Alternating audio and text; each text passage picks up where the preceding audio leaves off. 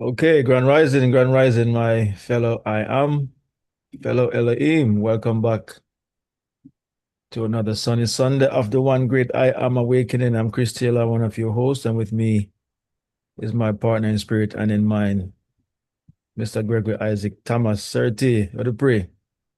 As well. Greetings to everybody. Good to be out here one more time. Just to come together and reason the mind among like-minded. You know, when you when you check out reality and see what is happening in today's world, we mindlessly go about our business. And when I say we, it include us too, because we even us sometimes fall back into the matrix of being mindless. But we are reminded here every Sunday morning. And on Tuesday night we do have mind chat as well. So we are always reminding, and that's what this platform represents. It's the reminder that this is not church, it's a reminder there. So we, we are here to remind each other because we know, but we don't always remember because we were born in the sin of forgetfulness. So forgetting is a natural part of our heritage. We all forget. No man, this is why he said that no man is perfected because every man forget. We're here just to remind us who we are. You know, so Chris, there was a piece of poetry that a piece of poetry I put in the chat yesterday. And the funny thing about it is, as we talk about memory, when I stumbled across it in my phone, I do not remember ever writing it. Hmm. I don't know what state of consciousness I was in at the time when I wrote this piece of poetry. When I saw it in my phone yesterday morning and then I posted it in the I do not remember ever writing it. Let's call a download. Yeah, which I'm sure I did at some point. This is number one among my other poetry stuff. But I can't recall writing this or what I would have been thinking when I wrote this. But when I saw it, it inspired me right away. So I posted it. Again, this is a reminder. It's here. I am is always God, and sometimes I am. Sometimes I think I am Gregory when I don't know who I am. When I Mhm. am conscious of being Gregory, then Greg is who I am. But when I'm conscious of being God, that's exactly who I am. So what you are in any given moment is what you are aware of being in that moment. I am all things. I am all things. Whatever you see somebody else going through out there, I'm talking even people who are consciously asleep. You are Mhm. also that a state you came out of. So you are also that person. Whatever you see which we did never say surface, it's not four different minds, it is four different arrangements of the same mind. Yep. So the poor man, the bigger man, the thief, still the same, except one is in remembrance and another is in the sin of forgetfulness. Surface. Yes, certainly. I love that poem, man. Very divine. And it is relative to our message today, as you're saying.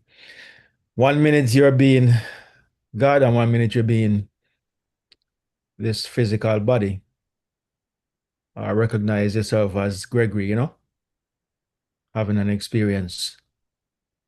And that's what we're going to talk about today, the fourfold nature of man. When I say man, just think of it as mind, the universal mind, as fourfold nature of the universal mind. Man is um, was said to be made in the image and likeness of this universal mind. And the two aspects that was given to man is male and female, one feminine, one masculine. You understand? One called generic man and one called generic woman. But it is one acting as these two nature right here on earth. One universal mind being these two indivisible or individual. That's what the word individual means. It means indivisible, but kind of got misconstrued over the years to be single or separate. It is not. It means that we are indivisible. We are one with the consciousness, the awareness of being who fell to this earth and became ignorant of itself and is now remembering, like the prodigal son. You understand? So we're going to play a video, an audio, one of Neville's classic, but read by Josiah Brandt. Short, probably just going to play it out and then come back and discuss it. Um, and this one is titled the what do you call it? The nature of creation or something to that nature. It's from the book Freedom for All. So this is what we're going to learn today is the fourfold nature of man is very correlated or similar to or is not even similar. It is the nature of the name of God, Yod He Vav He. And Josiah is going to go over that. In the story he's going to read, it's about the story of Noah. As you know, Noah has himself and his three sons, so that makes up four. All right. So that story was really telling us about the fourfold nature of man, which is told to be something to think it was historical. It as Alan Watts was just mentioning that these actors lead you to believe that you are witnessing or reading something that happened. They did such a great job at fooling the audience that we were witnessing history when all we were witnessing was the mystery within ourselves, but we don't know. And they did such a great job in writing that story. The world still believes it to be true. Imagine that. Well, I should say believe it to be real, but it is true. As you know, the Bible is true. All the stories in the Bible are true, but none of them are real. They are not history. They are just simply esoteric, mysteries of the mind, written symbolically and dramatized, you know, to create that feeling of something that had happened, but it's really something that is happening now in the mind of mankind. All right.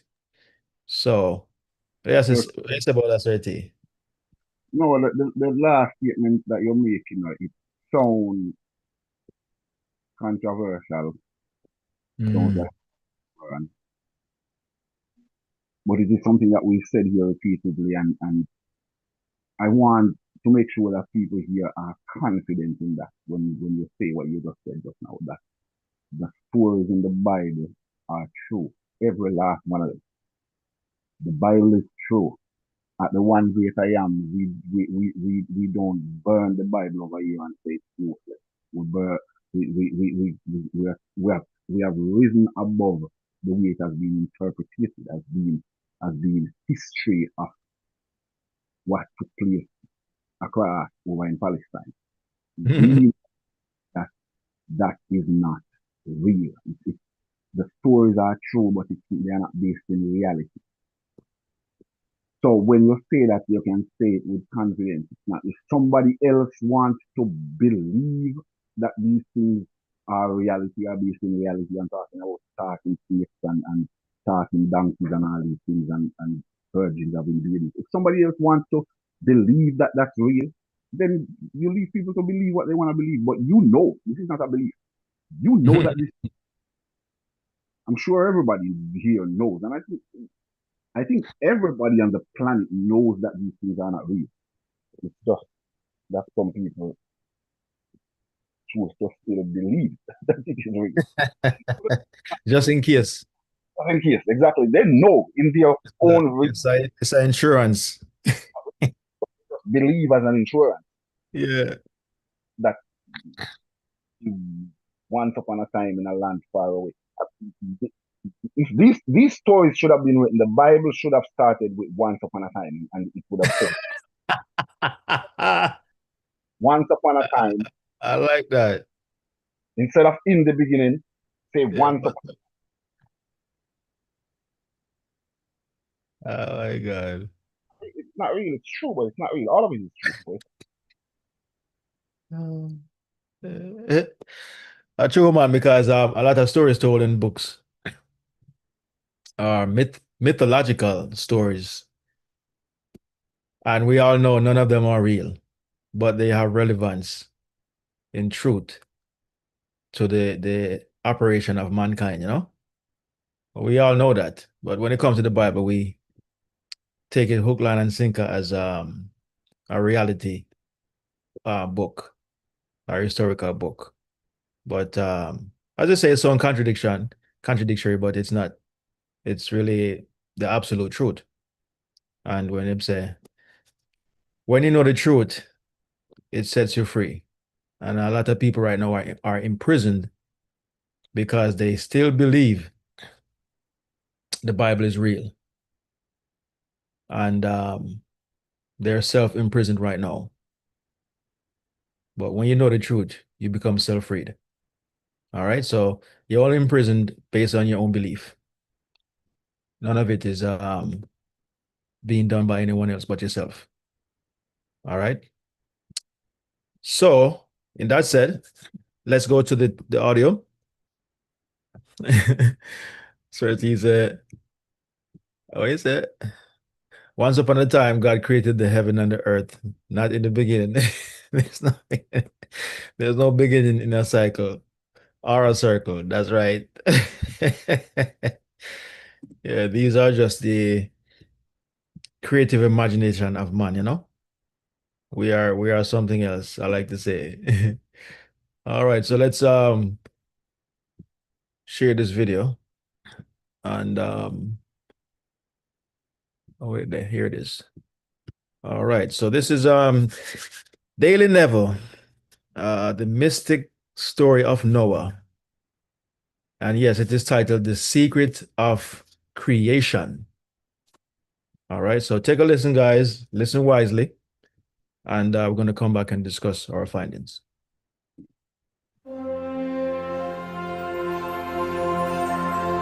Welcome back to another episode of Daily Neville. I am your host, Josiah Brandt, and Daily Neville is all about breaking down the teachings of Neville Goddard, making them easy to understand, easy to digest, easy to apply, in 20 minutes or less. Today we're continuing with Neville's book, Freedom for All, a practical application of the Bible. And this episode is all about Chapter 3, titled The Law of Creation. Let's go ahead and dive right in.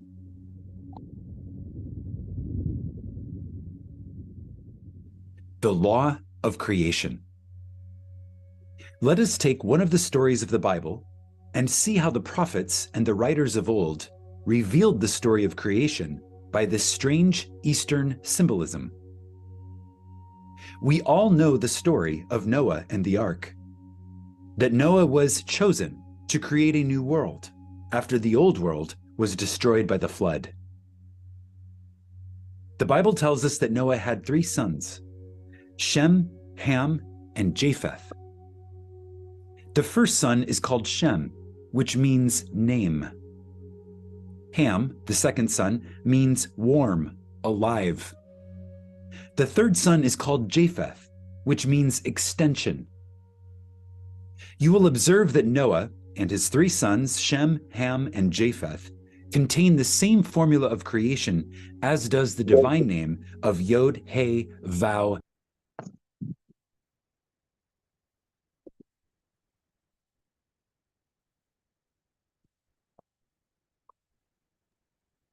Sergey, you said something?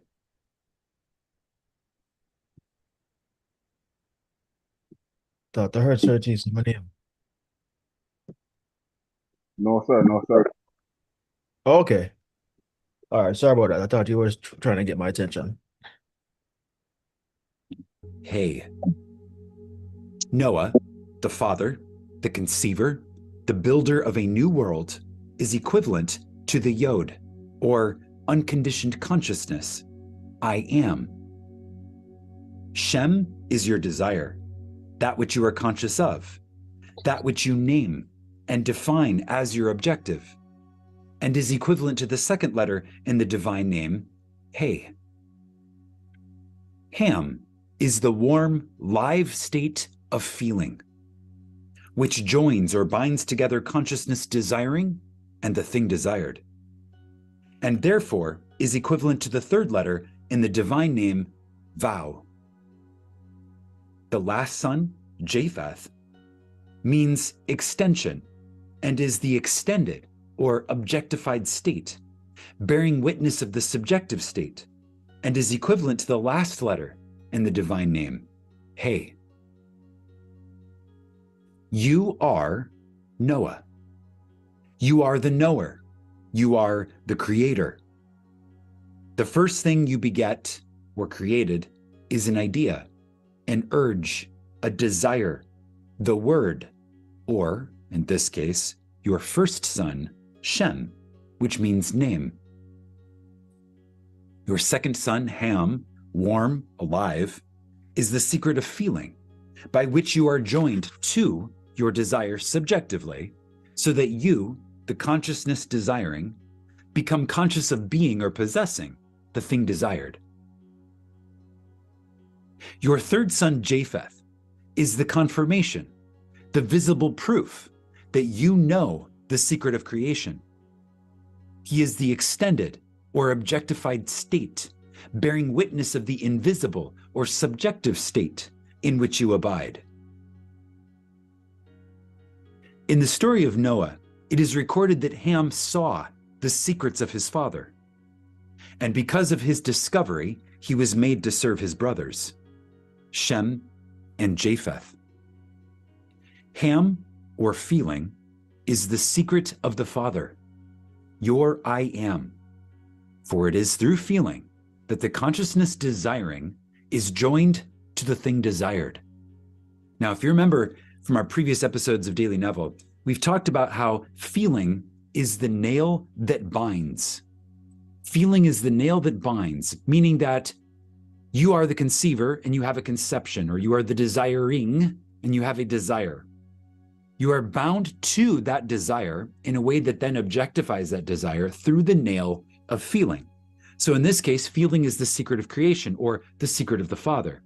So Ham, feeling, saw the secrets of the Father. This is a very carefully and very brilliantly communicated secret of creation through a story. Ham, in the story, is recorded as seeing the secrets of his father. Well, we know that Ham is feeling. Therefore, feeling is the secret of the Father. And because of this discovery, he was made to serve his brothers, Shem and Japheth. The conscious union, or mystical marriage, is made possible only through feeling. It is feeling which performs this heavenly union of father and son, Noah and Shem, unconditioned consciousness, Noah, and conditioned consciousness, Shem. By performing this service, remember, Ham was made to serve his brothers, Shem and Japheth. By performing this service, Feeling automatically serves Japheth, the extended or expressed state, for there can be no objectified expression unless there is first a subjective impression. To feel the presence of the thing desired, to subjectively actualize a state by impressing upon yourself through feeling a definite conscious state, that is the secret of creation. Your present objectified world is Japheth, which was made visible by Ham. Your present objectified world, Japheth, is made visible through Ham, feeling. Therefore, Ham, feeling, serves his brothers, Shem and Japheth. For without feeling, which is symbolized as Ham, the idea or thing desired, Shem, could not be made visible as Japheth. The ability to feel the unseen, the ability to actualize and make real a definite subjective state through the sense of feeling is the secret of creation. The secret by which the word or unseen desire is made visible, is made flesh. And God calleth things that be not as though they were. And now we know why it is said that God calls things which are not seen as though they were, because that is the secret of God, that is the secret of the Father, the secret of creation. Consciousness calls things that are not seen as though they were, and it does this by first defining itself as that which it desires to express, and second, by remaining within the defined state until the invisible becomes visible. Here is the perfect working of the law according to the story of Noah. This very moment, you are aware of being. This awareness of being, this knowing that you are, before adding any layers of identity, this simple awareness of being, this knowing that you are, is Noah, the creator. Now, with Noah's identity established as your own consciousness of being, name something you would like to possess or express. Define an objective, Shem. And, with your desire clearly defined, close your eyes and feel that you have it and are expressing it. Don't question how it can be done. Simply feel that you have it right now. Assume the attitude of mind that would be yours if you were already in possession of it, so that you feel that it is done. Feeling is the secret of creation. Be as wise as Ham and make this discovery. Discover the secrets of your Father, that you too may have the joy of serving your brothers, Shem and Japheth, the joy of making the word or name or desire flesh.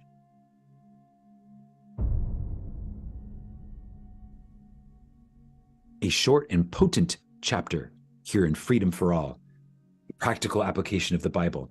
So this story of Noah has been vastly misunderstood throughout the generations, as have all of the stories of the Bible, really.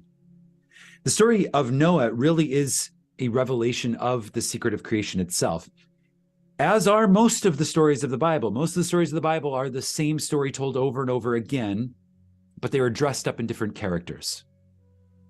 In this case, the name of God itself, Yod, He, Vau, He, is the secret of creation. And then that same story is told again through the vessel of Noah and his 3 sons building the ark. When you understand this secret, when you understand this revelation of the mystical power of feeling, you have seen the secrets of the Father and are put in service to your desire, meaning that you can outpicture any desire that you please by simply feeling it to be real and then dwelling therein. It's abiding in. It becomes the house in which you live. It's not something you touch once and walk away. It becomes a state of mind, a state of being. And that is the secret of creation. In the next episode of Daily Neville, we're going to talk about the secret of feeling in more detail.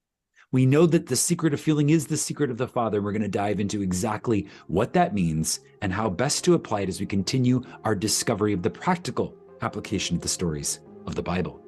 Until then, imagine wisely, my friends, and I will see you in the next.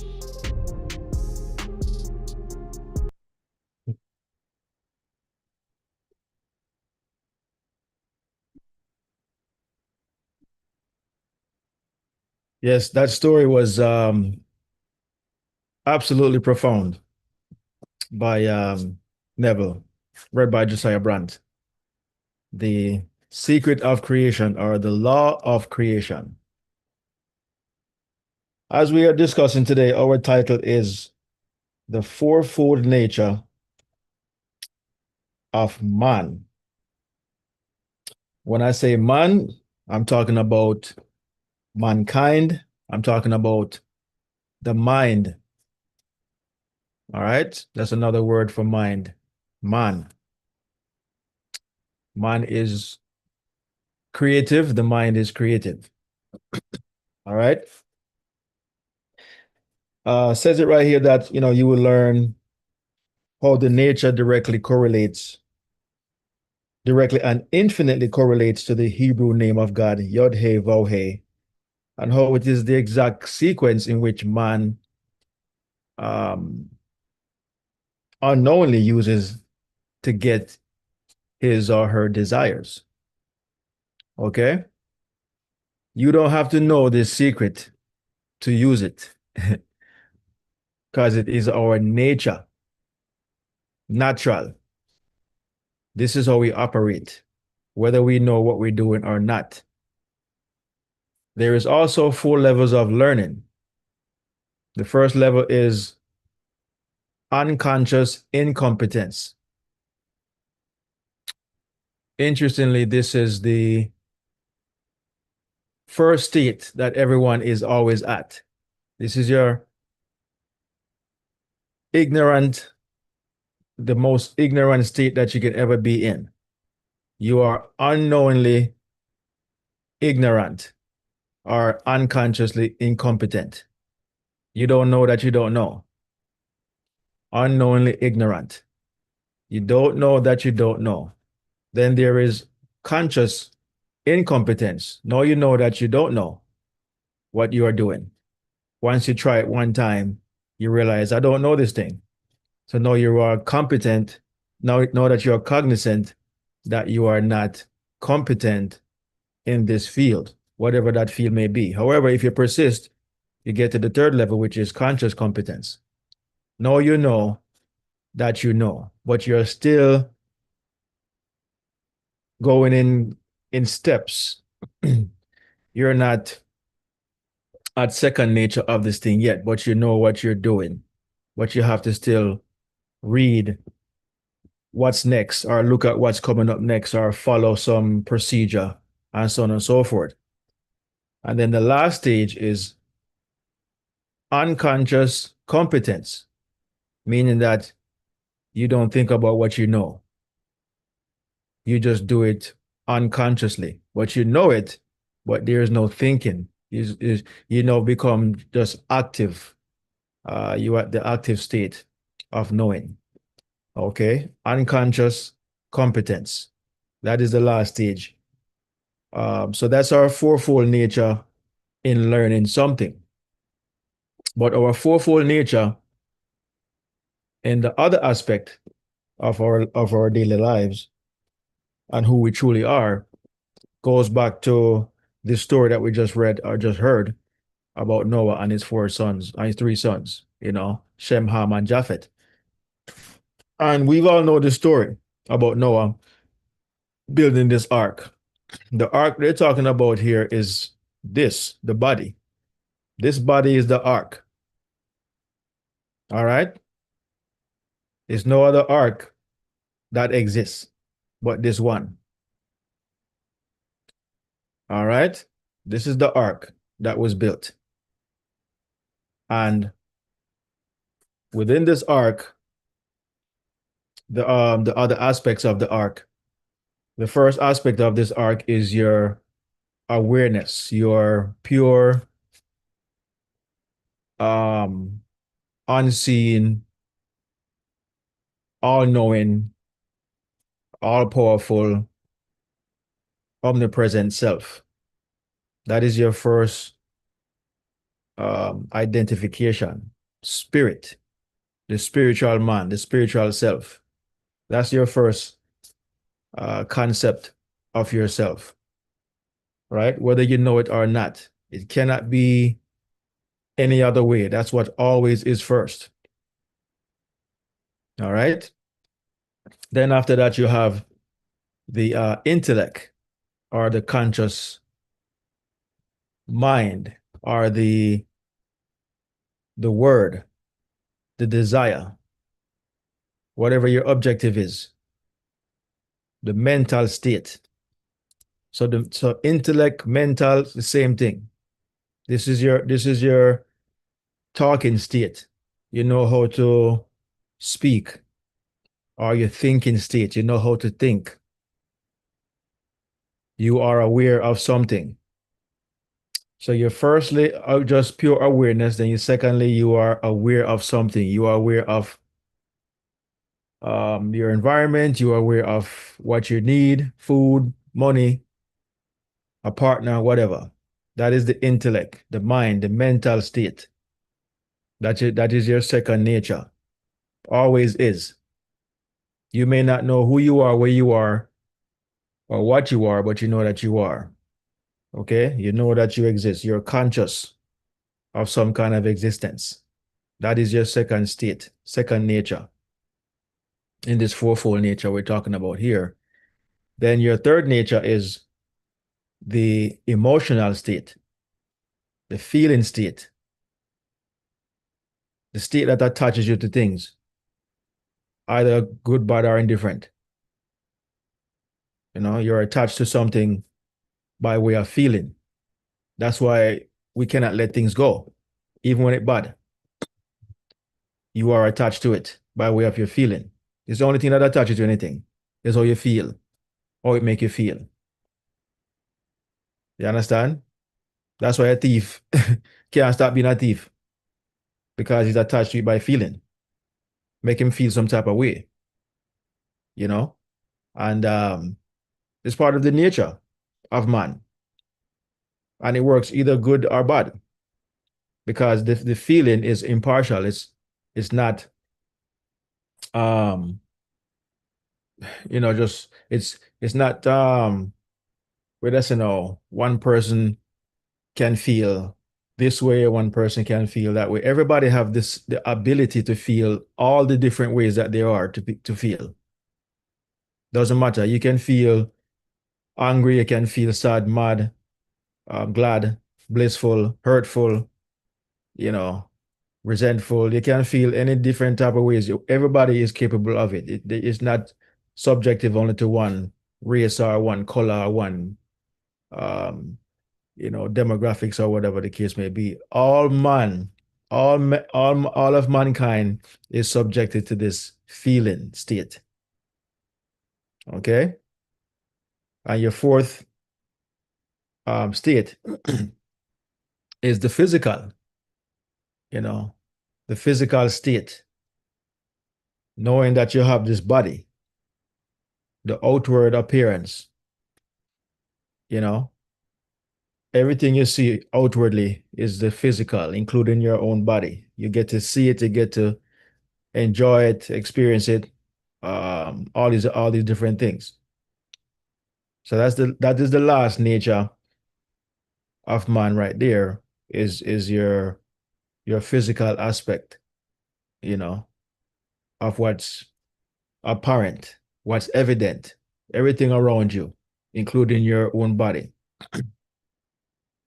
And that, you know, finishes the fourfold nature of man. Now, what it is showing you is how manifestation works in that exact order of the fourfold nature. It works exactly in that order. There is no other way that it works, but that first spirit, then desire, or what you are aware of, then your feeling towards what you are aware of, which is your emotional state. You are aware of being this thing. And lastly, once you become aware of being this thing, the last thing that happens is the objectification or the objectified state of this thing that you are aware of being. This is why we manifest once we get the feeling of the thing desired. And you always notice it every time you are very, very um, in tune with something that you feel like you have to have it, whether it be desperation for something or just you are very hungry for something in particular, whether it be for a new house, new car, a partner, food, money, whatever it is. Once you become just so emotionally, engulfed in this thing, you realize that in due time, this thing happens once you have that emotional state. But a lot of times we are just in the definition state, giving definition to or designing what it is we desire. But a lot of times we have not caught the feeling, the hunger, the passion, the burning desire, which is another word for emotion, energy in motion. Once you get that burning desire, that's when things start to happen. And so these fourfold nature is what we operate is how we operate, whether we know we're doing it or not. We don't have to know it because it is our nature. When you have a nature, you don't need to know the order because it cannot go in any other way but that way. It's just that we become better at it once we become aware of how it really works. So we don't linger in one aspect of the nature. We move from one to the other once we understand how the mind is appropriated and we operate in that sense. Yes, sir, T. Yeah, as you were referring just now, I think you're talking about the obsession stage where after you name your desire, Mm-hmm. you have to become obsessed with it. Yes. You have to become obsessed. Obsession is pregnancy. Aha. Obsession is pregnancy. You have to become. It has to be a thing where you become so drawn to this thing that you technically make it up. It becomes a part of you, even though it is not physically attached to you as yet. As you Exactly. wake up in the morning and day your day. The last thing on your mind before you go to bed, that death for your day. Drop the thing into your sphere. Eventually, if you are so attached to something, you're bound to run into somebody else who is that attached to it as well. Because your circle starts to become smaller. You're centered, your thoughts are zoned in. You're thinking about this thing all day long. You remember Nightingale saying at the early year, say of all what was the name of that? The strangest secret. The strangest secret, yes. In say it is though the great leaders of our time they have disagreed on many things, but the About this one one thing. all agreed on is that you become what you think about more. You Mm. think about obsession. Obsession is an insatiable um, thirst, an insatiable desire for a particular thing to the point where you can't think about anything else. Mm. And it's not in a begging form. This is not religion or you have to God please to. No, I'm not talking about that. I'm talking Mm. about so involved in the thing that you're floating in it and don't even realize you. A man come and call you into it and you don't even realize you're gonna call you because all you are fantasizing about it. Yeah, it's crazy. You should fantasize, but you should fantasize about what you want, not what you don't want. Yes. You know, just feel it happening, be in that space. And I'm not talking about doing it deliberately where you no, it should you will know when you're there, when you're just find yourself there where you can't stop thinking about it. You don't have to make yourself become obsessed with it. You will become Mhm. obsessed. You will become obsessed with your desire if it's ever gonna come to pass. If it's Mm. ever gonna pass, at some point you have to go through the obsession stage.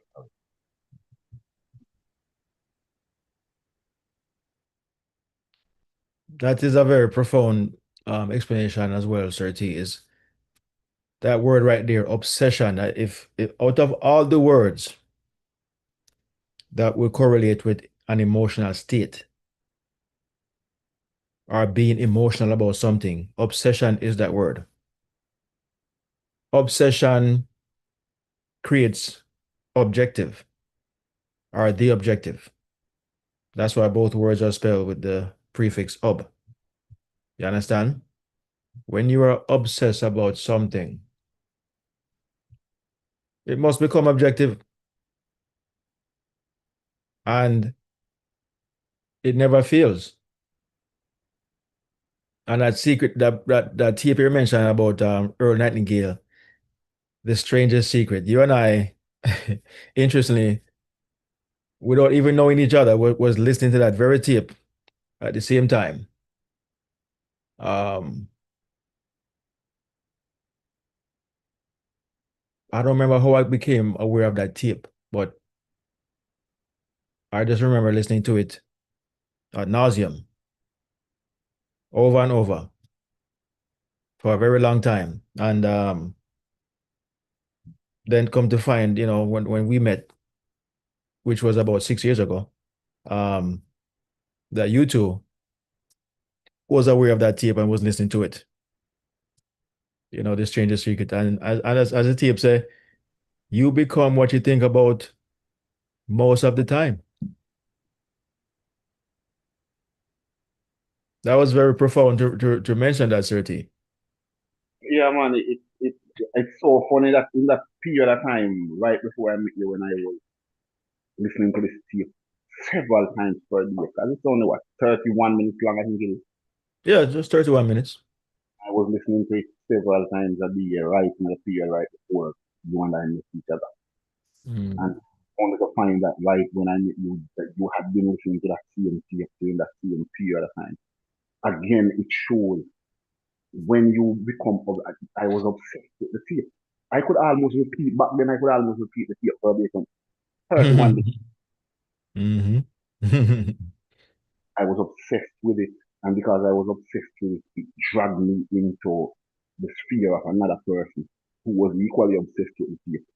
And here we are later with some other people joining up on us. And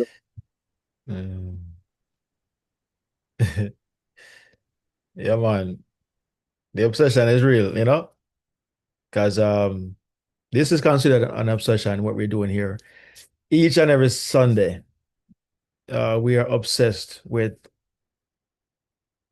becoming our best selves and returning back to our divine self while still having the experience of our lower nature, which is the physical state. You know, it's our lowest nature. But interestingly, while we are here operating in this lowest nature of our divine self, we are still behaving from, firstly, our divine state when it comes to expressing or manifesting. It has to start from there. There's no other way around it. As scripture tells you, things that do appear are not made of things that do appear. So what is it telling you? Things that do appear are made of things that does not appear or is not apparent to you or, is in your awareness. But nonetheless, whether you are aware that you are spirit or divine or not, you are still going to operate as the divine. There is no way around it. We are operating in the image and likeness of the divine. So which other way can you operate, whether you are conscious of it or not? You don't need to be conscious of it to do it. So, Chris, just to interject real quick as we talk about the divine, knowing that the divine we are talking about is not a being, is not a super being, is not it's not any personification kind of thing. The divine we speak about here, if we should break it down into the simplest thing that we can make it to be, the divine is a law. Divine is an unbreakable law that was never created and can never be destroyed. And that's the way how everything functions. That's the divine. The divine is above everything. It's just the natural, the nature of the functionality of all things. The nature, Absolutely. functionality of all things. So even here when we're talking about the name of God. The name that we're talking about here is not a name as given like I name Greg. It's talking about the nature and functionality of the thing where you call God. So it's the nature, it's The still coming law. from the law of the art. So the divine is a law. It's not a man, it's not a being. That's why you praying to you can't pray to the law of gravity and have it make an exception for you for just this one thing. No, one way alone it works. You can't What way street? you cannot beseech it, you cannot influence it in any kind of way. Once your plan can, the law ensures that can alone will come. And there is absolutely nothing else that you can do about it. Otherwise, well, just don't plant my can. That we're talking about. We're not talking about a God that can be beseeched or you're paying 10% tithe and bless you because the house is blessed. No, we're not talking about that. That's a man. We're talking about a law. The law that God we are talking about. Go ahead, sir. As the tape we listened to was titled The Law of Creation. I know creation is finished. So there's nothing that we are creating. We're just becoming aware of what already exists, which is this law. Everything is within the law. We're just, becoming conscious of the existence of these things. This is why the conscious mind is necessary, because it is the mind of knowledge or the mind of knowing, the mind of desire, the mind that has come to know what it desires, you know? But it is not to be misconstrued as not part of this law. You understand? The conscious mind, the subconscious, the superconscious is this one law operating in three different aspects of itself. But you have the superconscious, which is the greater of the two natures of itself. That is the greatest aspect of it, the superconscious. But all of it is called consciousness or awareness. And it operates in specific orders to carry out its deeds or its desires. You understand? In the physical aspect, this physical body right here is how the divine, the law, gets to know itself. You understand? Gets to know and experience all of what the law is. So without this body, without this vessel, there is no experience. The body is the mask, the personification, the person, the persona of this law that has no beginning, no end. And another thing that we misconstrue is that uh, because the body, and I'm going to go over something here too, talk about the another aspect. So I want to try to identify this in so many different ways. As Josiah mentioned, that this all the stories in the Bible are the same things told over and over. We're in different, um, mask are different ways to express the same thing.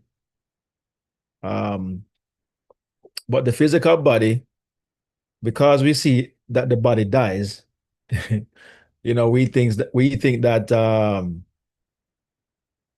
mankind is eventually going to die off or die out and stuff like that. But this coming and going simply represents the ever, what I call it now, the sequence of no beginning and no end. That's really why we come and we go. That's really why we so-called die and we are born, because those two aspects of life, to be born and to die, represents no beginning, no end. It might look like there's a beginning and there's an end, but it's true nature or law of it all is that it's showing you that there is no beginning, no end. Because if there were, then why are people coming still after so many have left? It would have Yeah. just we would have just have one beginning, and it would just everybody would just dead out, and that would be it. But the circulation, the circle, the cycle shows you the infinite state that we're in. We're just in the physical aspect of it. That's all that there is. Yes, sir, T. I think that's the whole thing about, like, see, all these theologies that mankind come up with, and all these it's mankind's way of shielding himself from his own fear of the unknown, because every man fear them own mortality, like you feel like there's a big version, a big super version of himself. Mm-hmm. That's what take care of him when he leave this sphere. What Yeah. even understand and remember, because the man is a forgetfulness, is that you came out of nothingness into this right here. There was a time when you were not here and the world was fine without you, and you were fine wherever you were.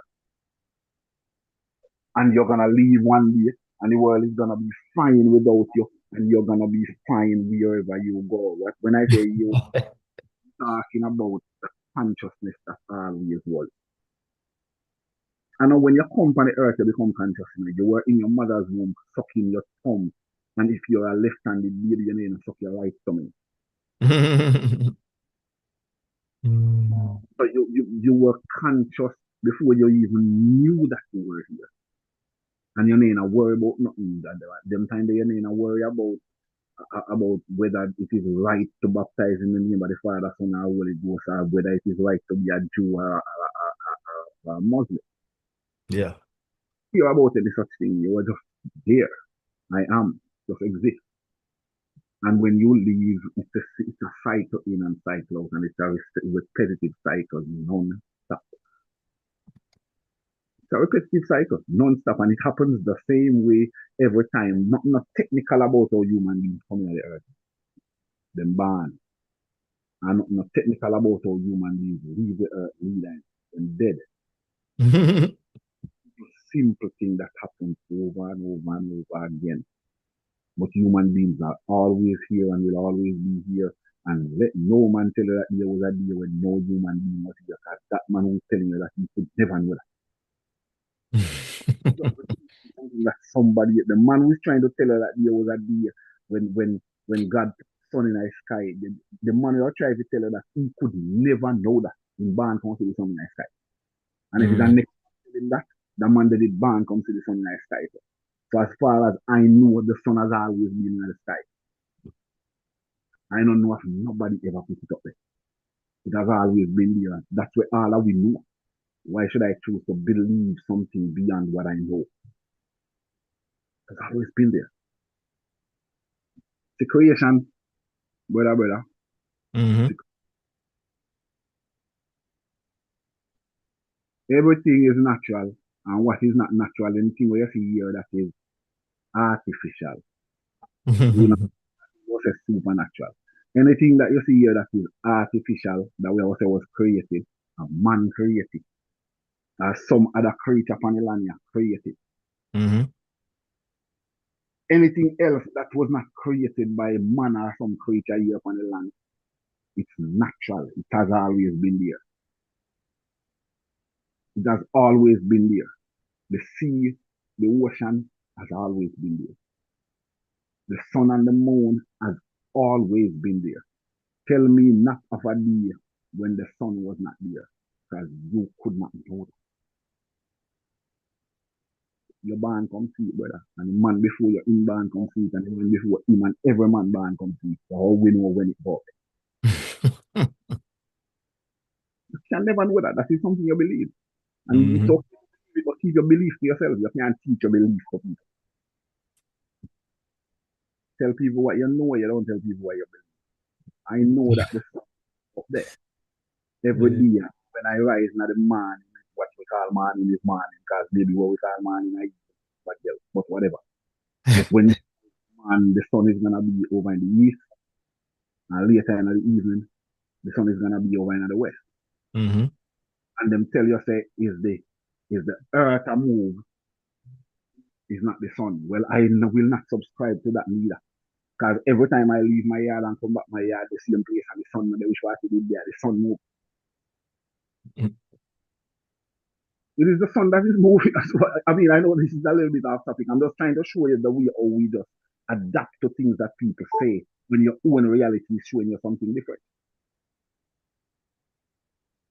If you use a compass or whatever and you sail around the world from the ocean and come back, when I reach back on my yard, 670 yard the place is gonna be exactly where I left it. Never move. It's not the earth move, brother. The sun moves. Every day you see the sun moving over your head, you have to sit and accept because some guy who decide that he did go to school and study more than you, I will tell you now, say the earth a move, but it's moving so fast that you nah, brother. And the sun a move. Reality, that's just it. Yeah, man. Everything is called perception in that aspect, you know, as your what you are you perceiving, is your reality. And it is the same thing with when you're creating, someone will tell you that, how they perceive life right now, you know, things are hard, difficult, and they want to put that same perception on you or want you to see how they see things. If it's hard for them, it is true, but it doesn't have to be true for you, you know. Two things can be true at the same time. That's what them said. Yeah, that's that. So for one guy, his world is tough right now because of how things are in the world as we know it right now.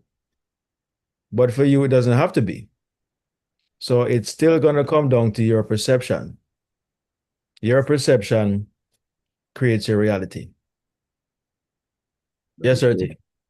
that is so true. And with our things, you find yourself where your mind took you. Wherever you find yourself, that's what you use your faculties to cultivate a part with it and take it. And you can't deny it, and you can't blame it. And wherever you find yourself, your mind took you there. Because no Mm-hmm. matter how unfortunate your situation is, there is a victory story of another person who is in a similar situation than you maybe were, and Yeah. still turned out different. Mm-hmm. Along the line, you aligned and attach your mind to the pathway the way you have go down, and you keep going down the pathway. Change that your destination. Exactly. So that's the one thing we have to be conscious of is keeping our own perception, being wise enough to understand that how you see things, as Sir T just mentioned, wherever the mind goes, that's where you will follow. So if you follow what someone else is saying, you're going to go there too. But if you follow how you perceive things to be for your own self, that's where you're going to go. It's a law. There's no other way it can work. You understand? There's no other way it can work. It's a law that is relative to everything. You know, the same way you are doing something for yourself in your perception of it, that's how it's going to come out. If you're following someone's direction, it's going to come out the way you're following their direction too. All their measurements, all their inputs. If you follow it to the T, as they would say, you're going to get the same outcome as they got, whether it be something good or bad, whether it be constructive or destructive. The the the the outcome must be what you're following in mind. Can't be no other way. One way street, you know? And as we're saying here today about our fourfold nature, spiritual, intellectual, which is also known as mental, um, emotional, and physical. We are forever, behaving as this as these four natures. There's no other way to that we can operate as or from. This is our core natures that we came into this world with. You understand? And this is how this world was built from those nature. Everything that you see here, everything that was ever invented, constructed, brought into being, operated from the four nature. From the first being your complete awareness. That's your first nature. You are Noah, the knower. You are the law. Always first, you are the law. Then the law is conscious of something unseen, which is the word or the desire. Then you become entangled or obsessed with this desire. You have now caught the feeling, the urge to just want to see it. The feeling is not enough. Now you're creating like the law of reversibility that we talked about briefly last week, that if something you experience gives you the feeling or a particular feeling, then if you have the feeling of this thing, it will also create the experience. The law of reversibility. So all these laws are entangled within this law of creation spoken about here. That last sequence of the emotional state is creating or projecting the physical state, because the physical state must correlate with the feeling. This is why you're able to express what you're obsessed about, because on the contrary, what you're obsessed about gives you that feeling. That's why when you have it, in the physical, you're going to have the same feeling you had when it wasn't apparent, when it wasn't objectified. but it will give you in other words, if you're thinking about driving this brand new Lexus or this brand new BMW or Audi or whatever car that there is, and you just have this feeling of joy and bliss and accomplishment, then when you get this thing, that's how you're going to feel. When your husband surprise you and put this car in the driveway or in the garage, wherever, and you see it, you're going to lose your mind. You're going to be so excited, so you know, obsessed with, no, I have to experience this, how this car, feels when I drive it, and is it really going to give me the same feeling that I had when I was just imagining or thinking about it, you know? And you get in the car, you start it, you take it for a ride, and it's like you're reliving what you were thinking about or imagining about, except now, because of your senses, you now know that you are actually having the experience. You're no longer in your mind. You're in the physical expressive state now, you know, having the experience of driving the car, driving it to your favorite restaurant, or just, taking it for a spin, as they would say, and just enjoying the feeling, of how driving such a luxurious car makes you feel. Or if it's a house or a brand new kitchen within the house, whatever it is, it's going to give you a particular feeling. So the two are related, feeling and the thing expressed, they are related, okay? Because they correlate with each other. Now, to go back to the story of the Noah, just so we can really, really understand this, when they talk about Shem, Ham, and Japheth. You guys know the story where Shem, oh, Serti, say my for run. All right, Serti.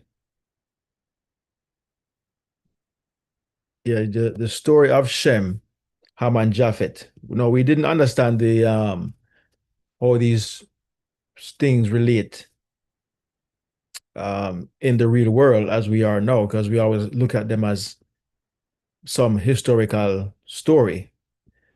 But if you really think about it, and I know, like Serti said, that a lot of Christians and even non-Christians know within themselves that these things read in the Bible makes no sense when you look at them as an historical um, fact. You cannot wrap your head around these things as history. You just don't seem to. It doesn't seem to relate to the real world, so to speak. In other words, if it really did happen, it would have made sense to all of us now. You understand? So it must be talking about a different world in which all these things happens, which is the spiritual world. It's not this physical world that the Bible is writing about. It's writing about this spiritual world wherein everything takes place. Okay? And this is the objectified state of that physical world. That's what the Bible is writing about. This is why all these things seem so supernatural. We're in a natural world where all things are happening naturally. But all these natural states are replicas of the spiritual state. That's exactly how everything works within the law or the universal mind. This is just the physical or projected replicated state, objectified state, just to show how the law in itself operates. This is just giving you a glimpse, an insight, giving you awareness of how the law really functions. This is the functionality of the law. Just look at the world, study the world, and it is showing exactly how the law works. This is why, um, who was it? I believe it was Thomas when he asked to see the Father or asked Jesus if Jesus was real. Like, is this really you, Lord?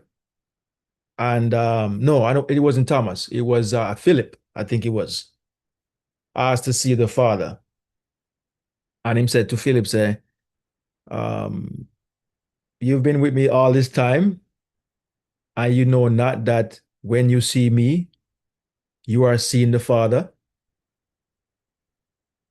That is telling you that when you look at this world, when you plant a seed in the ground and it becomes a tree, when you look at when you have intercourse with your partner and she gets pregnant and she has a baby and the baby grows to come and do the very same thing that you did, whether it be male or female. You look at the animals, they're doing the exact same thing, right? Everything around you is repeating itself over and over and over, but showing you from a state where it had a conceptual state or a beginning state, and then it moves into an expressive state, an objectified state. It shows you where, as the thing is being created, you cannot see how it is done or being done, but you know that something is happening. And then one day, boom, you see the objectified state.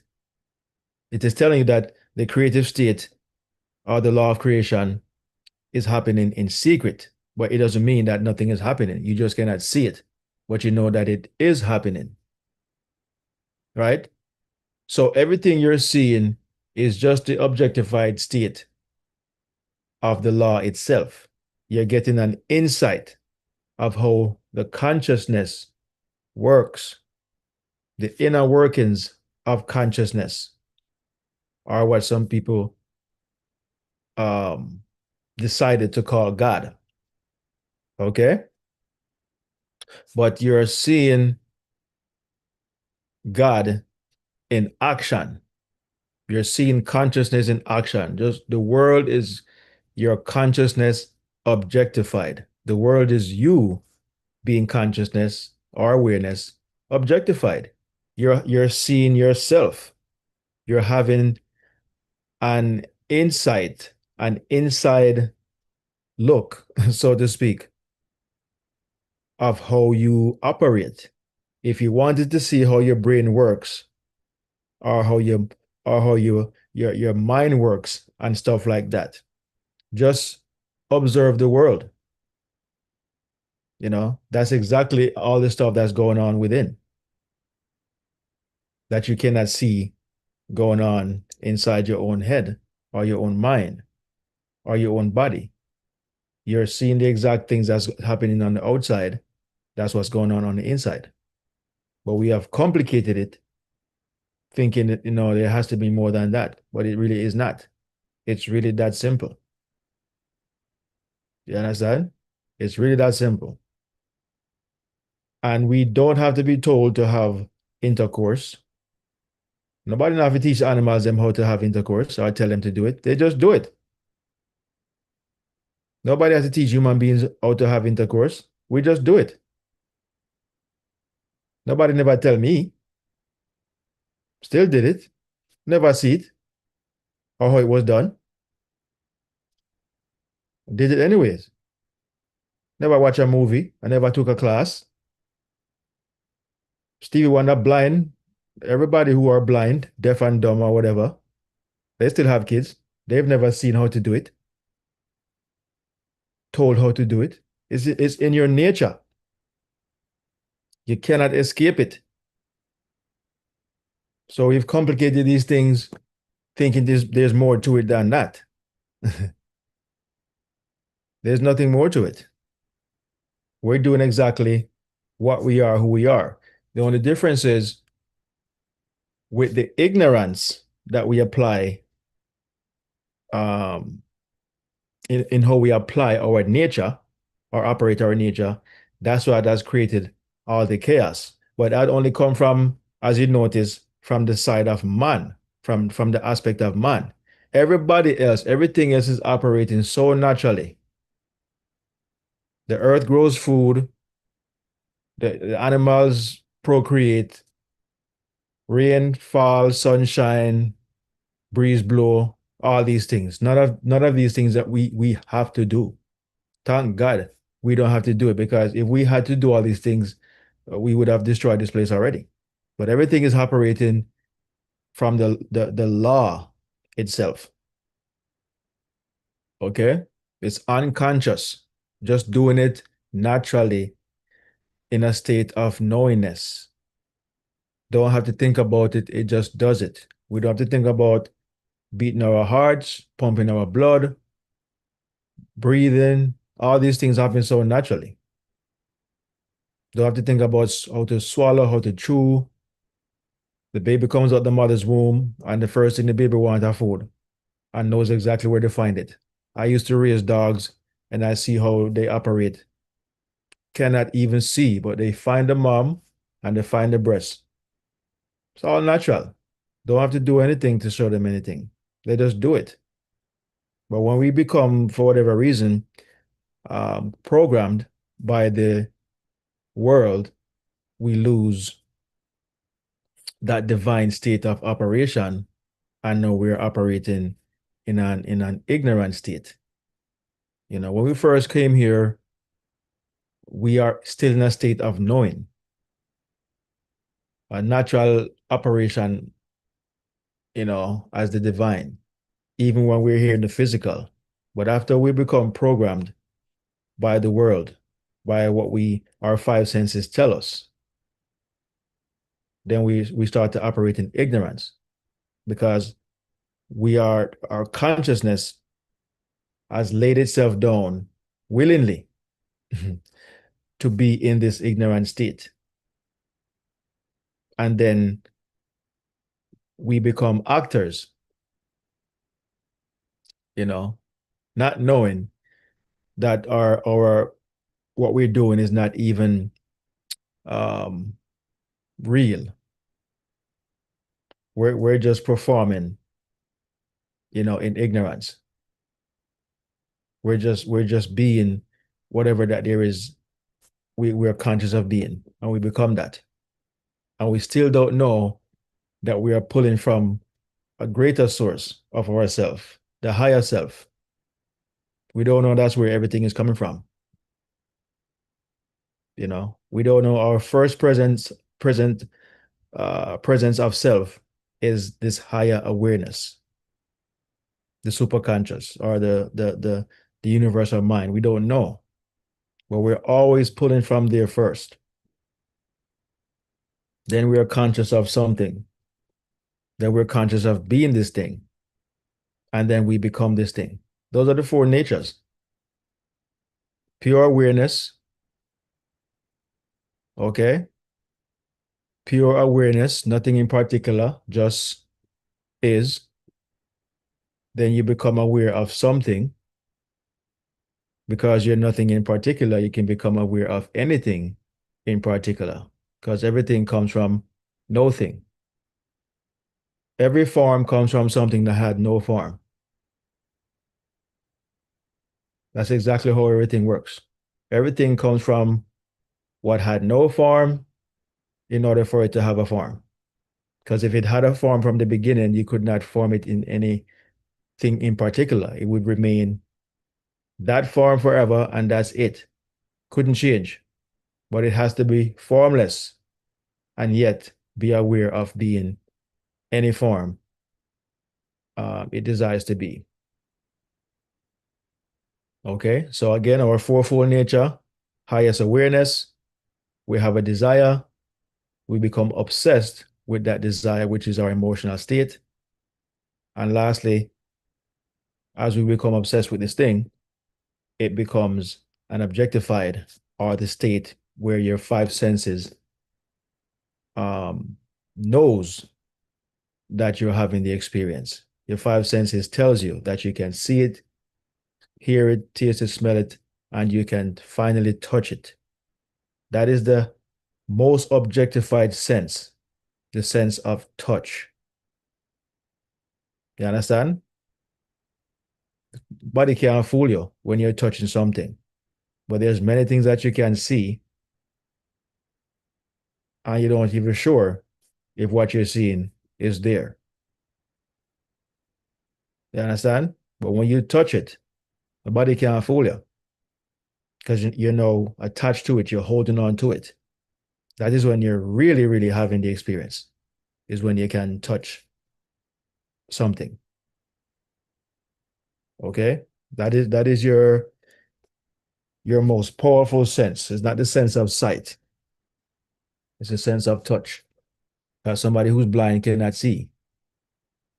But when he touches that thing, or she touches that thing, or she's sitting in that thing, or she's eating that thing, which is also another sign, sense related to touch, the sense of taste. Nobody cannot fool you. You now know that you are having the experience. So that's why the sense of touch, everybody has that for the most part. Not everybody can see, not everybody can hear. Some people can't even smell or taste, but everybody can touch, you know, everybody can feel. So speaking of feeling, again, the story of Shem and Ham and Japheth. Shem is the state of desire. And so we're correlating today, where we said today you will find out before we close out, whereas we're getting closer to time. We want to correlate to let everyone know that the Hebrew name of God, Yod He Vav He, which is a name given by the Hebrews, and name again means nature. So this is not a name that the law has. The law does not have a name. It is nameless and formless. The law, which we call God, does not have a name. If it had a name, it would not be able to become all these things. It would just be prone to only being that name that it is. All right? It is nameless and formless. The word name means nature. It has a nature about it. And the nature about awareness or consciousness or the law is fourfold. Okay? These are the four natures of this law, or the four corners of the world or the earth. All right? These are the four natures of it. And so they named it Yod, which is the shape of a hand, which means to give form. You're giving something definition. All right? So the Yod is the very beginning stage of your nature. All right? Hey is you having something that you have given form, something that you have desired. All right? Something that you have become aware of. The vow is when you become aware of being the thing, meaning that you now have the feeling, you now have the mode or the mood, you now have the emotional state or the obsession. That is the vow. The vow, it means to join two things. So the vow joins you, the one desiring, which is the Yod or the Father or the law, and the thing it's desiring, or the thing it desired. So the thing you're desiring is joined to your consciousness by the vow or by your state of being or your feeling or your obsessive state of being. Once you become obsessed, you have now joined the thing that you're desiring to yourself. Yourself is your consciousness. your pure awareness. You have now joined the two. As scripture says, where two or three agree.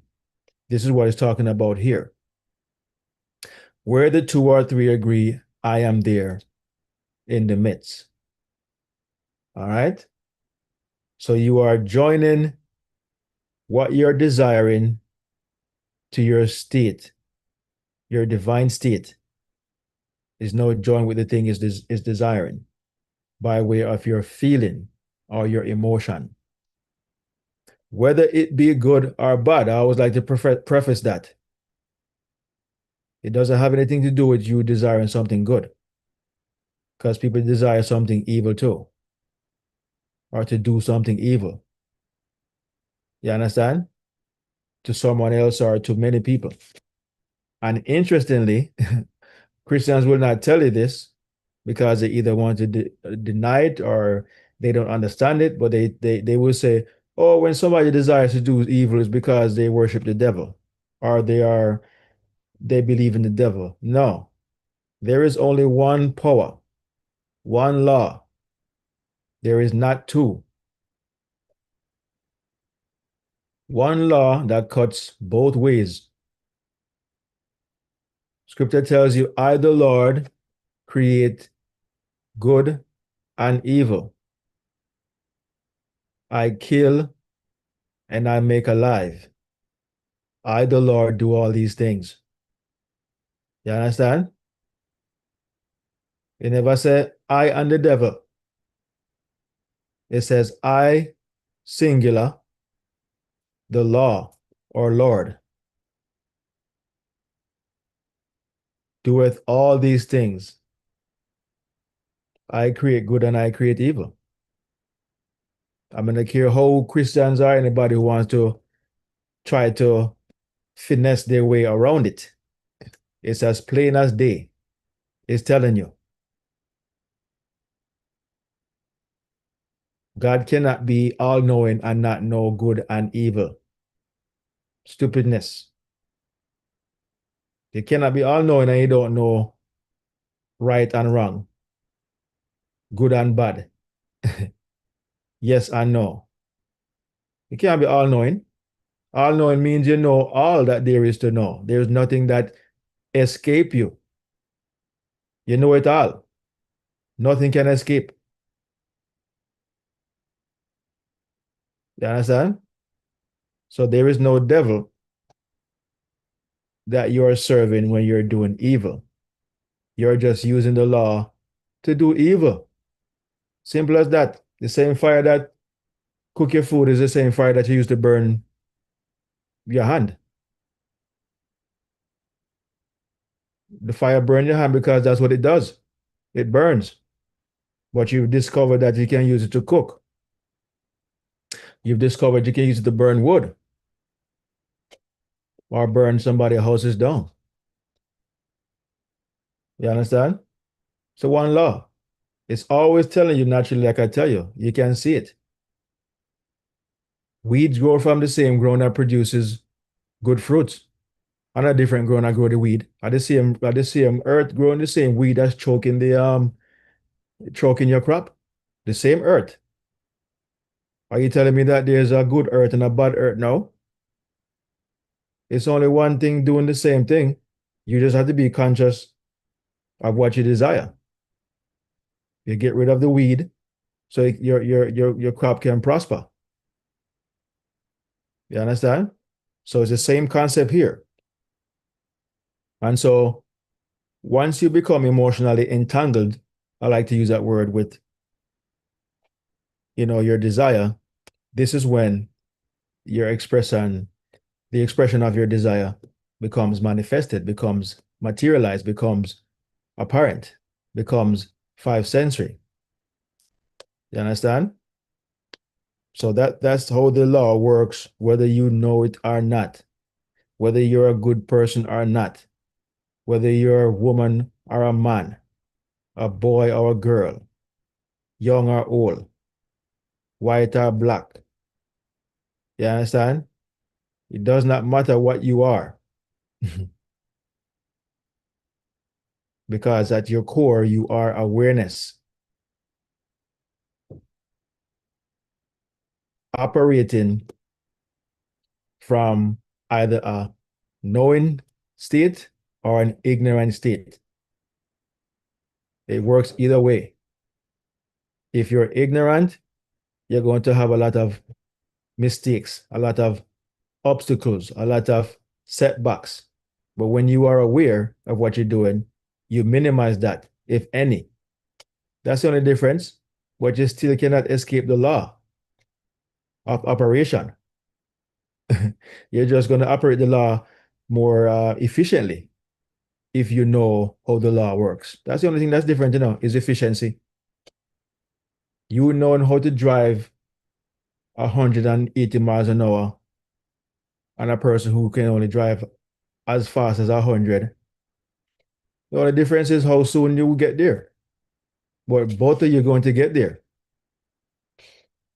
What you're just more efficient in operating the vehicle at higher speeds.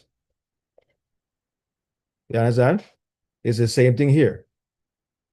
One guy might know how to zigzag through traffic. Another person, it terrifies them. But you're both driving on the road, going about your business. My wife don't do that. She's terrified of doing, when she see me drive, she'll be like, well, I don't know how you do it. But we're both, if she's driving, I'm relaxed. I don't have any worry that she's going to get to where we're going to get to. But if we have to be somewhere really fast, I'll take the wheel. You understand? I'm more conscious of how to do it. But we're both operating the same law from our own perspective. And that's all we're trying to convey here today, is that we're all the same in terms of our nature. We just operate it differently. We want to get to the space and place where we can operate it at any time that we desire to achieve something, get ourselves into something, or even out of something, that we know how to the operation. We know how much emphasis to put or not to put on something in order to carry out the law to its fullness. We know that once we know how the law works, we say, all right, we have a desire for something. The thing we're desiring, we're not in the state. Most often time, we're not in the state. Not state, we're not in the place to, right or immediately afford it. And it happens to everybody, even rich people. So please understand that, that it has nothing to do with your opulence or lack thereof.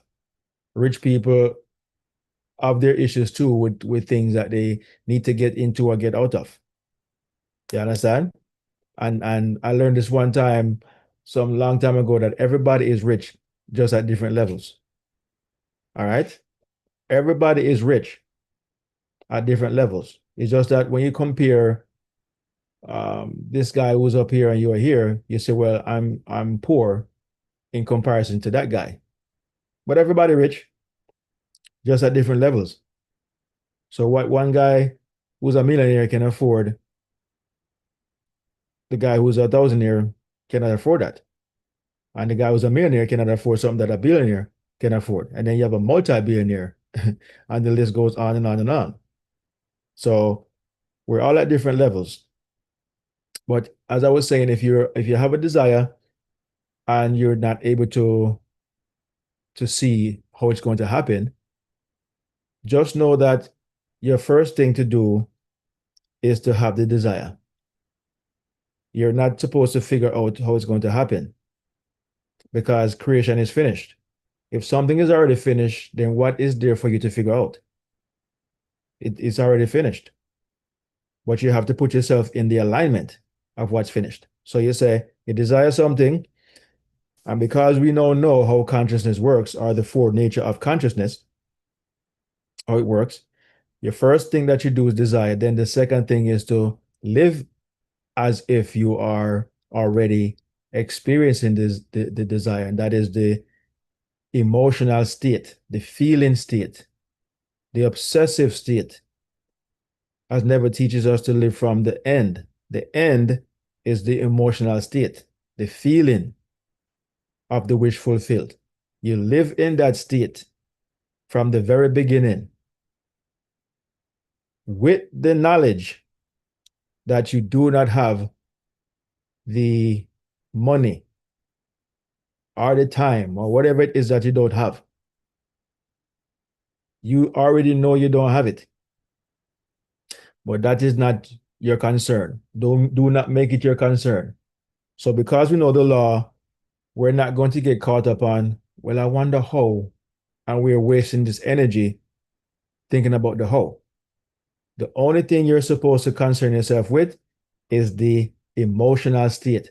That is the last thing you're supposed to be engulfed with after you desire something. Anything beyond that, you're going to delay or have some tug of war within yourself about this thing. You're not supposed to be concerned about anything other than the emotional state that you're going to feel when you have this thing. Okay, so now you're in the state of the law of reversibility or the law of attraction. You're going to attract what you're feeling. What you're feeling, you're going to attract. You understand? If you feel that if you get this new car, this new house, this new kitchen, this new television, this new whatever, if you have the feeling as if it's already a done deal, as if you're having the experience, that's why you have an imagination, because your imagination puts you in a place where your current state or current um, experience does not show you, cannot put you there. You don't have the money, the vehicle, whatever it is. But thankfully for your imagination is not attached to anything that needs proof for it to work. Your imagination works without any proof of your desire even being apparent. It's not concerned with facts. It's only concerned with your objective. What's your objective? Whatever you're desiring. That's the objective. So your imagination goes straight to objectifying this thing. It doesn't go into how it is going to happen. You go straight to the experience from your imagination. You want to be in Dubai, you go straight to Dubai. And you're in Dubai right now, walking around, shopping, window shopping, whatever. You're having the experience. You're in Dubai. We just have to learn to sustain that imaginative state, because sometimes we're there and then we get distracted with other things. And so we're not living in the end long enough to impregnate or the subconscious. The vow in this state is the subconscious mind. That's what the vow represents. The vow represents feeling, and it represents and the subconscious state or the subconscious mind operates from feeling. And the story of the Noah, Shem, and Ham is the vow. Ham is the subjective mind. Ham is the subconscious mind or the subjective mind. Okay? It subjectify itself to anything you objectify, anything you desire in your mind. It becomes subjective to that. It has no way to argue itself out of it. It's very submissive. That's why it's called the subconscious mind as well. All right? It's submissive to anything that you are desiring. And it puts itself in the presence of your desire, waiting to catch the mood of impregnation. So Ham in the stories was said that Ham was the one that saw his father's secret. Because in the story, Noah was drunk and Ham who was it? Yeah, Ham, when he went in and saw his father, who was naked, according to the story. Nakedness is not talking about not having on clothes. Nakedness is symbolizing um, that you are open. You are now expressing all of your secrets. You know, nothing is covered up. There's no veil. You are naked. So the father revealed to Ham by way of his nakedness his secret to creation, which is feeling. The scripture does not put it in there to make it apparent. These are things that you have to um, interpret or decipher. It's not surface level that they write on. I mean, they don't write the truth on the surface. The truth is below the surface. What you see on the surface is what you're supposed to interpret or dig through, decipher, unscramble, decode. So Ham saw his father's nakedness, which is his father, the feeling. His father is the secret to his father is feeling. The father again is the law, the pure, unformed, universal awareness. That is Noah, the knower, the factory that has all things within it, where creation is already finished. That's where creation is finished. Everything is stored in there, all done already. But the only way to get it out of that storehouse is to feel like you deserve it, to feel like you already have it. Scripture tells you when you pray, believe that you already have it and you will receive it or shall receive it. That's what the prayer says now. When you pray, believe you already. Don't believe you're going to, or believe maybe, or believe one day. Believe that you have it now, and you shall receive it. That's the sequence he's talking about here. Okay? So Ham was now cursed because he saw his father's secret. The scripture says Ham was cursed to serve his brothers Shem and Japheth. People read that now and think it means he's cursed in a way where it's something that is evil or bad. The ground was also cursed to produce food, according to Genesis in the scripture. And the ground is still producing food and stuff like that, but it was cursed. So how come it still produce food? We just misconstrue what these words really mean. Okay?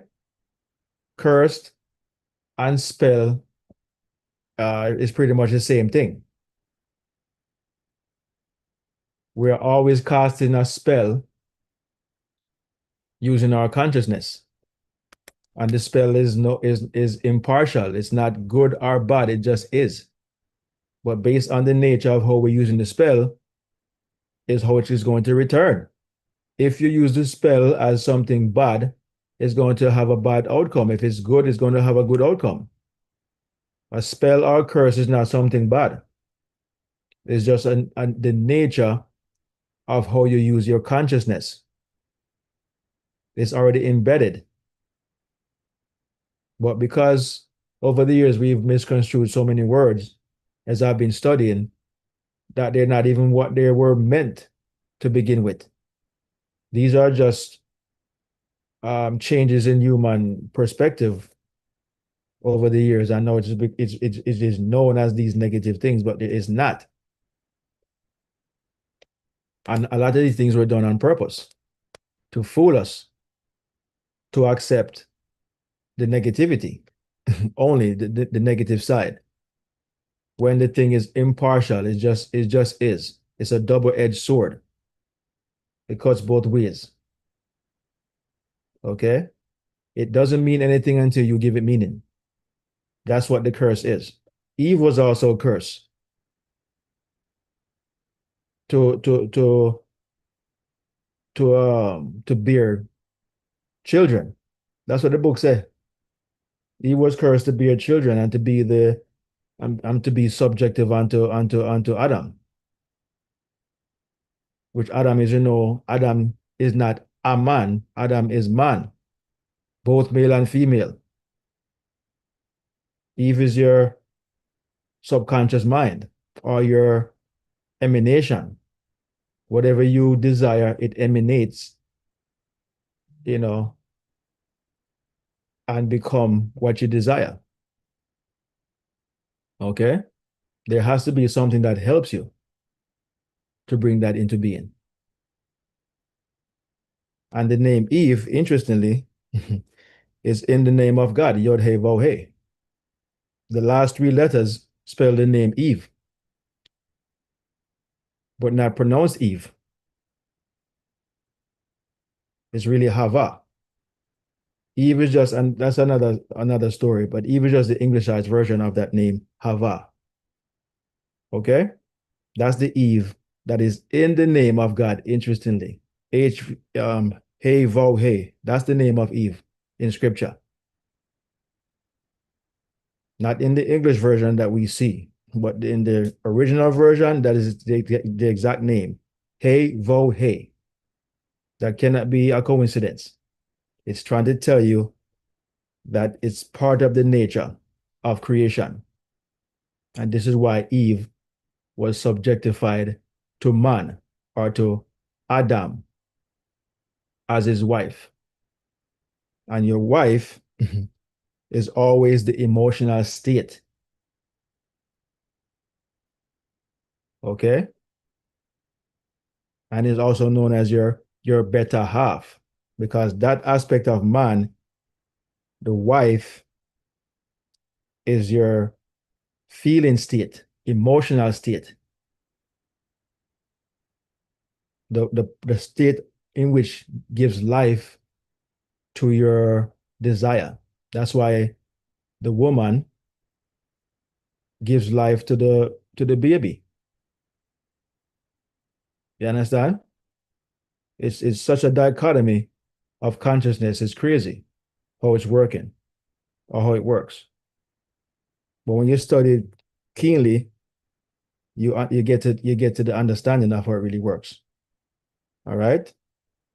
But again, Ham was said to be cursed to serve his two brothers, Shem and Ham, Shem and Japhet. He has to serve those two because Ham understood or found out the father's secret. And because he found out the father's secret, he was now responsible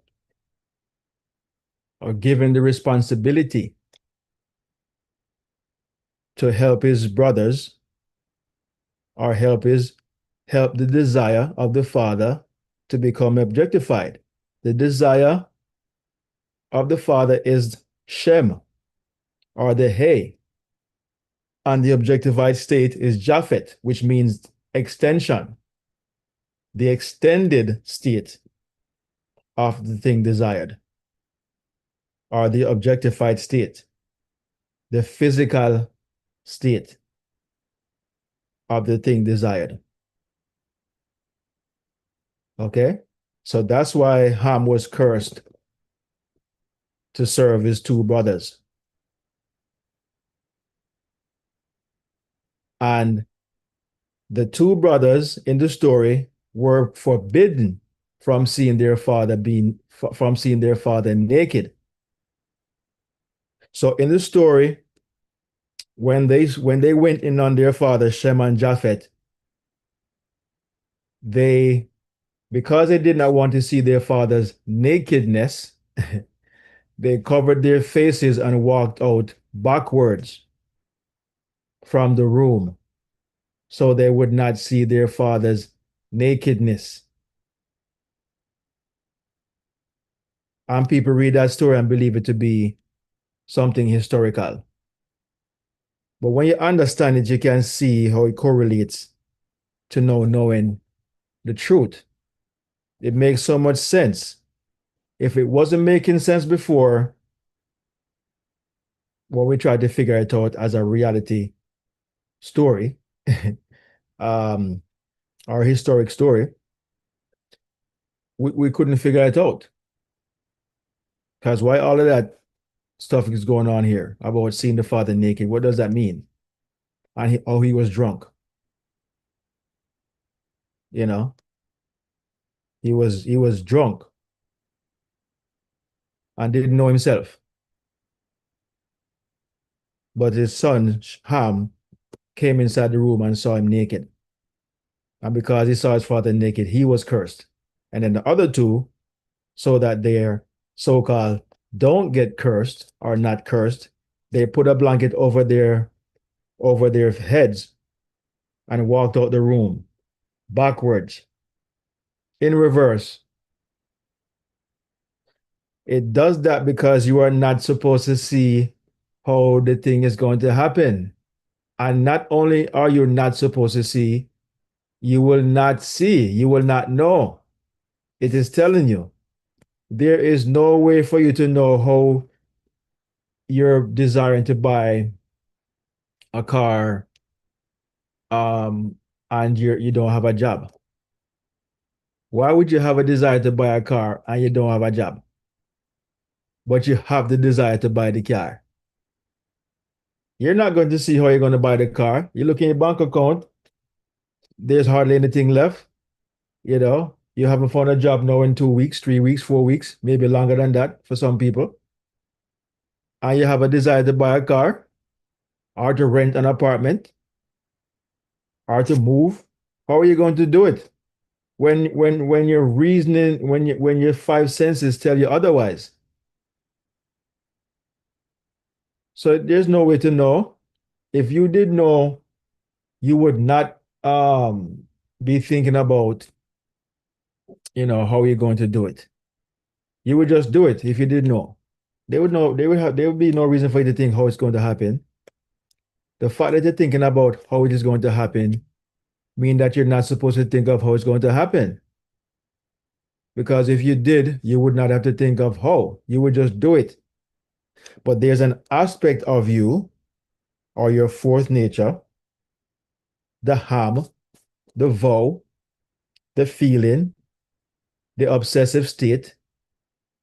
That part of you knows how. The subconscious mind. Noah represents the superconscious. Shem represents the conscious mind. And Ham represents the superconscious, the subconscious. The subconscious links you and the father, links you and the superconscious, links the desire, joins the desire to the father. And then the last state that's going to happen, which is inescapable, is the expression of the desire. When you plant a seed in the ground, the only thing that can happen next is the objectified state of the seed. The seed is planted. Water come, rain come. Rain and sunshine come, and the fruit and the tree grows. But your part, the only part for you to do is plant the seed. No, I've never seen anybody plant a seed and it's there trying to figure out how the seed will grow. Nobody has ever done that. I wonder how the seed is going to grow. We've come to this world and we see it with our own eyes. What made the seed grow? Water, sunlight. But what the first thing you have to do? Plant the seed. If you put a seed on top of the dresser or some cup or whatever, it will never ever grow. But the minute you put it in the ground, just give it a couple weeks. Don't pay it no mind. Go about your business. I told a story about my coconut tree that wasn't bearing any fruit, any coconut. And one day I see a bunch of coconut on the tree. Didn't even know. Wasn't paying it no mind. And that is the next thing. We're always looking for signs. The tree never grew because I was always looking for it to grow, wondering when it's gonna happen. But the minute I stopped looking at the tree, it surprised me. And surprisingly so, it had a bunch of coconuts on it. Not one, not two, a whole heap. And I had zero idea it was even happening. Imagine that. It's the same thing with your desires. The minute you stop wondering how it is going to happen, not taking away your consciousness of the thing you desire, those are two different things. You are still going to have your consciousness attached to the thing you desire, but you're not looking for how it is going to happen. That's a difference.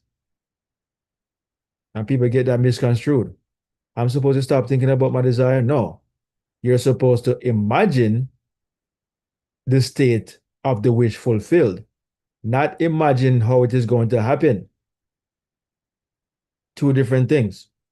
But we find ourselves thinking, contemplating, worrying, obsessing about how it is going to happen. In the future, I have a concept to discuss with you guys, which is called you have the on the balance scale, you have the how and the why, the training balance scale, the how and the why is on this scale. The how is on one side, the why is on the other side. And what you're supposed to concern yourself with is only the why. 99.99% of your concentration is only going to be on the why, if not 100%.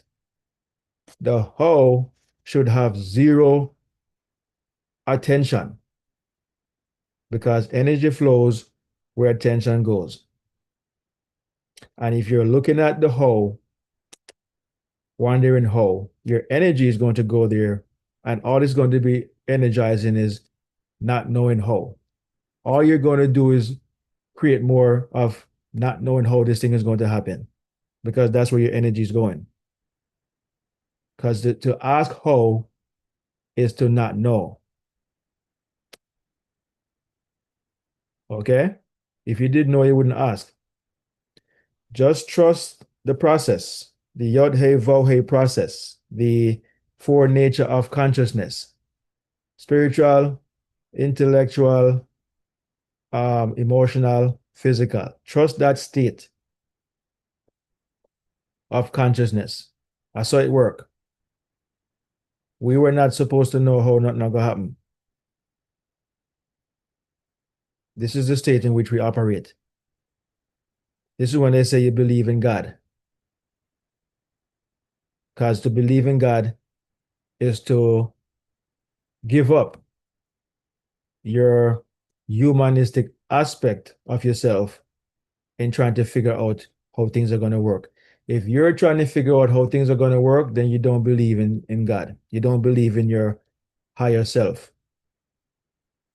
Because to believe in somebody is to give them the work, give them the trust, and leave them alone. And you come back and see a beautiful design or a beautiful finish because you trust the person. You weren't there trying to tell them how to do it when you yourself don't know how. It's the same process here. But because we've been programmed for so long, so many years since we were kids and into an adult or our adulthood, we still have that subconscious um, behavior of needing to have control. Cannot let go and let be. Or them say, let go and let God. That's where all these things come from, Let go and let God. Let go and let your higher self do it for you. That's the only part of you that can do it. The lower mind is called the lower mind for a reason. The conscious mind is a lower mind. It cannot do anything. And scripture tells you, I of myself can do nothing, but the Father within me doeth the work. But then it went on to say, but I and my Father are one. It not telling these things by accident. If you and the Father are one, if you being the conscious mind here, because it's all interchangeable, if you, the conscious mind, and the superconscious are one, what is there to worry about? Your Father's riches are yours also. You are the heir to the throne. You are the heir to all of what your Father owns. So we are worried about being poor. You're already rich, but you, like the prodigal son, could not wait and ask for your inheritance. You know, I want it. No, this is you desiring something and can't wait on how it is going to populate, how it is going to happen. And so in a rush, you go out to do it on your own. Give me all of my desires. I mean, give me all of what I desire and are my inheritance. Give it to me. I go figure it out. Give me all of the knowledge. I go out there and do it. You go out there and you realize you can't do it because you're the prodigal son. You're the conscious mind. You know, you cannot do it. You go out into the world and realize you're starving out here. Let me go back to the Father. Let me go back home because I'm rich. My father's rich. What am I out here doing? My father knows how to make what did they do about the party, with the fatted calf and all this stuff. You go back home. It is telling you to go back to your higher self to get what you desire to be, you know? Any other way around that is not going to work. You could have tried changing it up all you want. It doesn't work any other way. This is a fixed law. This is not human law that they misconstrue and twist this way and that way and change and this and all the third. What used to be mean this means this now. It don't work like that with the universal law. It can't change. Okay? A man will always be the one who impregnates the woman, not the other way around. Can't happen. Okay? That is fixed. It's a law. Cannot be broken. It's the same thing with the spiritual law. Cannot be broken, cannot be changed. You have to abide by it and work within it. And it is just doing this long enough, often enough, will recondition our subconscious mind to only pay attention to this mode of operation when it comes to creating. It is not going to now remind you, yeah, man, when you desire something, let's figure out, all right, you always like to think about how it's going to happen. The subconscious mind is not going to tell you that anymore. It's going to go into your new found self or found awareness, in where we're just going to say, okay, now that you have your desire, it is now the time to catch the mood, assume the wish fulfilled. The subconscious mind is not going to guide you the right way in the right steps. It's not going to go to the old ways in which when you desire something, you were conditioned now to go to the next step, trying to make it, trying to force it, trying to will it, trying to find out which way and how many ways it's going to work.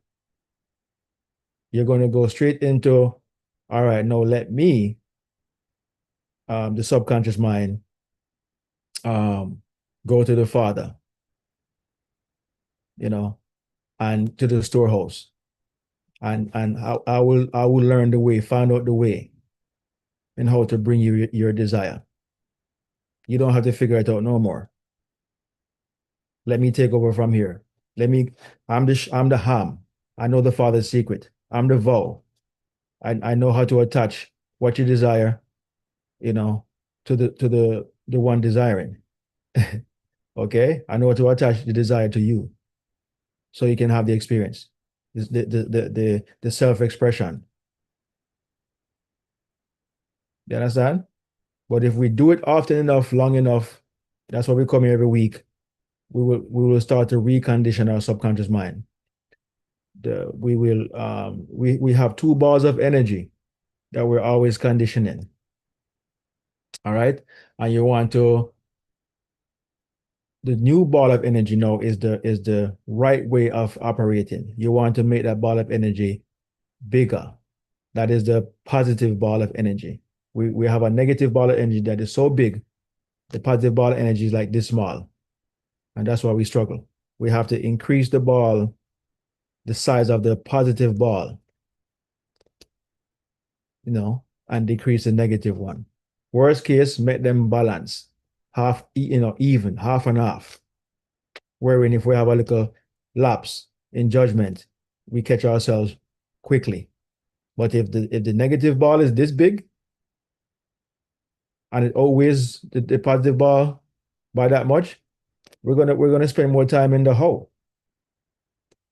And when, and if, and what, and maybe we're gonna spend our times in those level of awareness, only to create more um, of this level of negativity, of depression, and defeat, and doubt, and fear, and all this type of stuff.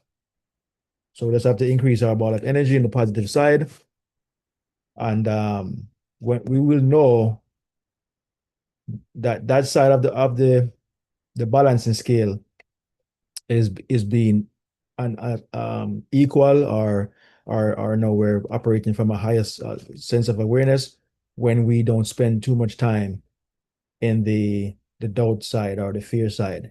We're gonna always have these emotional um, feelings and whatnot, because we've been operating for so long with these negative concept of ourselves, but we will catch ourselves quickly because every time you desire something, you cannot help to ask yourself, because you know your state, I wonder how this is going to happen now. You can't help to ask yourself that. It's part of the process. It's okay to consider how, but it's not okay to try to figure it out. You might say to yourself, I wonder how. All right, let me get into the mood. Let me emotionalize the state. Let me obsess myself with the state. Because you're going to look and see your condition, and you're going to look and see your circumstances. And so you cannot help but to wonder how, consider all the stuff that you got going on, but you're not going to stay there because you know the law of creation, the four nature of man: spiritual, intellectual, also known as mental, emotional, and then physical. That is our nature in terms of how we're fixed to operate. This is why we are creative. This is why we're expressive. Everything we do is made in the image and likeness of our nature. We are made in the image and likeness of our consciousness. And this is why we do the same thing as our consciousness. All right. So that's it, guys. Wonderful class today. Appreciate you guys hanging around with us. I hope it made a lot of sense. Hope you can take from it, some newly found, you know, I would say lesson or understanding to apply it now to your life going forward each and every day. All right. So again, today's lesson was the fourfold nature of man. We compared it to the story of Noah and the ark. We compared it to the name of God, Yod Hey Vav Hey. All right. So that being said, enjoy yourselves. Enjoy the rest of your day. And we will see you again next week, Sunday, right here again on the One Great I Am Awakening. Love you all. Bless up yourselves.